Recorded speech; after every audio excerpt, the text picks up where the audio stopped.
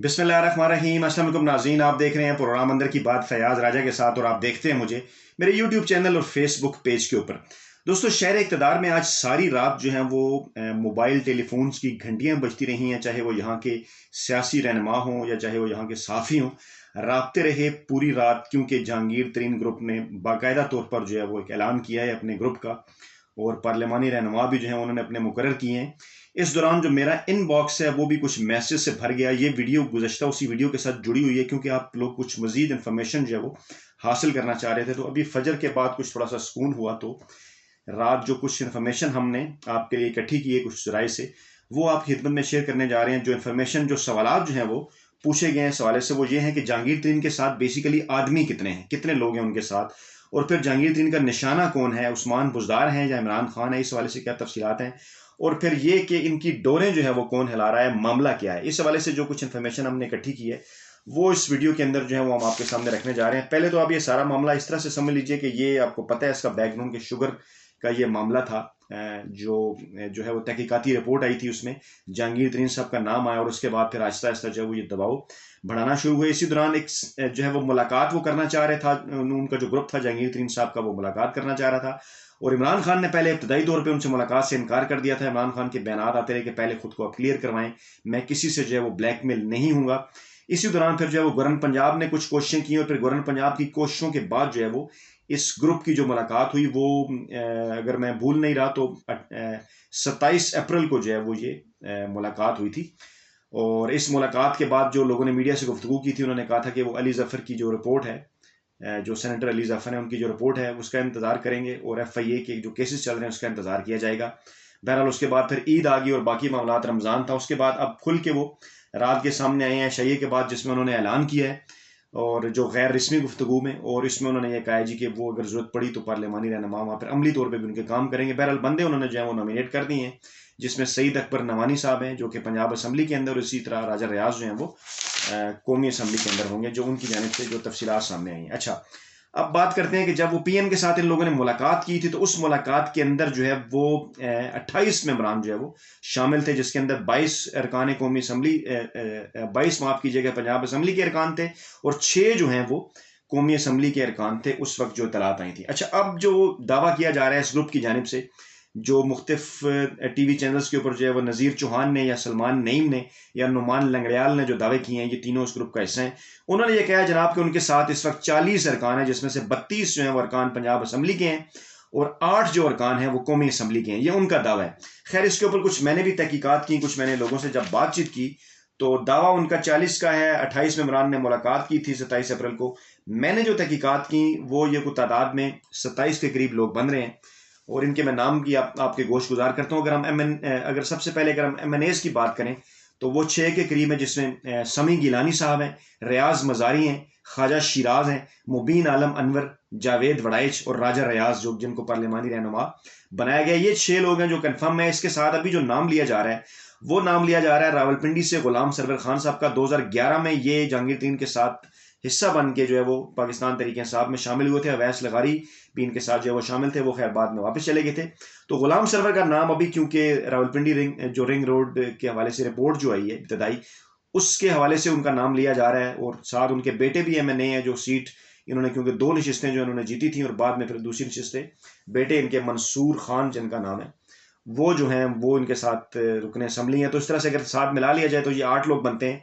अच्छा, इस ग्रुप के अगर ये शामिल हो जाए जहांगीर तरीन के साथ, और जो लग रहा है, हवाओं का रुख ये बता रहा है कि शायद ये भी शामिल हो गया। अच्छा, अब अगर हम बात करें MPAs की, पंजाब असम्बली के कितने MPAs जो हैं वो जहांगीर खान तरीन ग्रुप के साथ हैं, तो उनकी तादाद सरेदा से इस वक्त 21 है। उनके नाम कुछ यूँ हैं: नोमान लंगड़ियाल, अजमल चीमा, अमीर मोहम्मद खान, रफाकत गिलानी, फैसल जवाना, खुर्रम लगारी, असलम भरवाना, नज़ीर चौहान और आसिफ मजीद, बिलाल वड़ाइच, उमर आफ्ताब ढिल्लू, ताहिर रंधावा, जवार वड़ाइच, अमीन चौधरी, चौधरी इफ्तार गोंदल, गुलाम रसूल सांगा, समन नईम, साजिद वड़ाइच, सईद अकबर नवानी, सलमान नईम और ओन चौधरी। ये 21 के करीब जो हैं वो लोग हैं।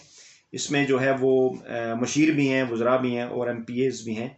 ये मिला के कुछ 21 के करीब जो है वो लोग ये बनते हैं। इस तरह से ये तकरीबन 27 के करीब जो है वो इनकी तादाद बनती है। अच्छा, अब आते हैं वीडियो के दूसरे हिस्से की जानिब, जो हमारी इस हवाले से जो ज़राए से गुफ्तगू हुई, जो बातचीत हुई और जो बूट हमने इनका देखा मुलाकातों का, जो सिचुएशन को हमने एनालाइज किया, तो निशाना इनका प्राइम मिनिस्टर इमरान खान हरगिज़ नहीं है।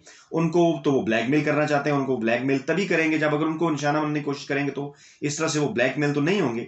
ये एक बड़ी टेक्निकल बात है और उस तरफ वो जा भी नहीं सकते, ना कौमी असम्बली की तरफ वो जा रहे हैं और वहां पे बड़ा खुल के जो है वो उन्हें सामने आना पड़ेगा और फिर पाकिस्तान तहरीक इंसाफ को जो है वो, क्योंकि इमरान खान को जब वो चैलेंज करेंगे तो फिर इमरान खान डेफिनेटली यही कहेंगे कि आप रिजाइन करें और फिर उसके बाद फिर हम इलेक्शन कराते हैं। और इस ग्रुप ने ये धमकी दी है कि जी हमें किसी एक के खिलाफ कार्रवाई हुई तो पूरा ग्रुप रिजाइन करेगा। तो इमरान खान ये कहेंगे, जो हमें ज़राए ने कंफर्म किया, जी बिल्कुल ठीक है, आप रिजाइन करें, हम इलेक्शन करवाते हैं। और उसके बाद इलेक्शन के बाद ये लोग कम से कम दोबारा नहीं जीत सकते। अगर पाकिस्तान तहरीक इंसाफ भी ना जीती तो अगर सिनेरियो है तो ये लोग भी नहीं जीत सकते। ये तहरीक इंसाफ के वोट बैंक से ही आए थे और उसके बाद फिर देखते हैं कि क्या सिचुएशन बनती है। वहाँ पे नून लीग जीतती है, आज़ाद लोग जीतते हैं या दीगर लोग, लेकिन बहरहाल ये वो हल्के होंगे अगर खाली हो जाते हैं कि जहाँ से तहरीक इंसाफ पहले जीती थी और अब अगर खाली होते हैं तो वहां पे एक तगड़ा और कड़ा मुकाबला होगा जो कि आइंदा लाने वाले इलेक्शन का जो सिनेरियो है वो बताएगा। तो इमरान खान जो है वो बहरहाल निशाना नहीं है।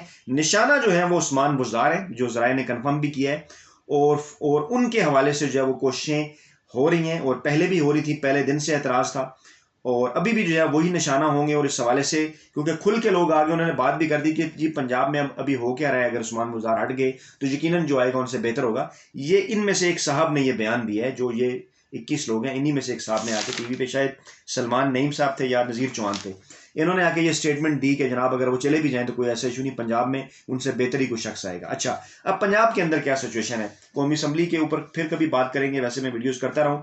वहाँ पे 178 अरकान की हिमायत इमरान खान को हासिल है, अपोजिशन को 172 लोग वैसे चाहिए, 6 लोग अगर ये सारे उधर चले जाते हैं तो सिचुएशन बदल सकती है, लेकिन फिलहाल उनका निशाना उस तरफ नहीं है, निशाना उस्मान बुज़दार है। अच्छा, पंजाब में सिचुएशन ये है कि पाकिस्तान तहरीक इंसाफ के पास 181 मेंबरान है इस वक्त। पाकिस्तान PMLQ जो उनकी इत्तेहादी है उनके पास 10 हैं, इंडिपेंडेंट और राही हक पार्टी मिला के 5 लोग हैं, ये तादाद बनती है 196। अच्छा, 371 का ये ऐवान है, लेकिन चौधरी निसार ने हलफ नहीं उठाया। मजीद भी एक नशिस्त जो है वो खाली है, तो सारी नशिस्तों के ऊपर लोग मौजूद नहीं है, 1-2 नशिस्तें खाली हैं। तो इस वक्त जो तादाद है वो 369 के करीब है। उसमें से 196 जो अरकान है, 196 उनको पाकिस्तान तहरीक इंसाफ की के साथ वो जुड़े हुए हैं, यानी उस्मान बुज़दार को उन्होंने वोट किया, उनके साथ खड़े हुए हैं। अच्छा, अब मामला ये है कि इस ऐवान को अगर 371 को 2 पे डिवाइड करके फिर +1 करें, यानी निस्फ +1 चाहिए होता है अगर तरीके लाई जाए, तो 186 जो लोग हैं वो चाहिए होंगे, 186, यानी 186 लोग अपोजिशन को चाहिए अगर वो उस्मान बुज़दार को हटाना चाहते हैं। अगर पाकिस्तान पीपल्स पार्टी और मुस्लिम लीग नवाज राजी हो जाते हैं, वो भी एक जो है वो जुए शीर लाने के मुतरादिफ होगा। बहरहाल क्योंकि इस हवाले से पाकिस्तान पीपल्स पार्टी तो बात करती रही है, मुस्लिम लीग नवाज बहरहाल इस हवाले से उस वक्त तैयार नजर नहीं आई थी। अब नए सिनेरियो में वो क्या करते हैं ये भी कुछ कहना कबल अज़ वक्त है। तो मुस्लिम लीग नवाज के पास 166 अरकान है, पाकिस्तान पीपल्स पार्टी के पास 7, यानी 173 इनके पास। 166 + 7 173 में उन्हें 13 लोग मजीद चाहिए।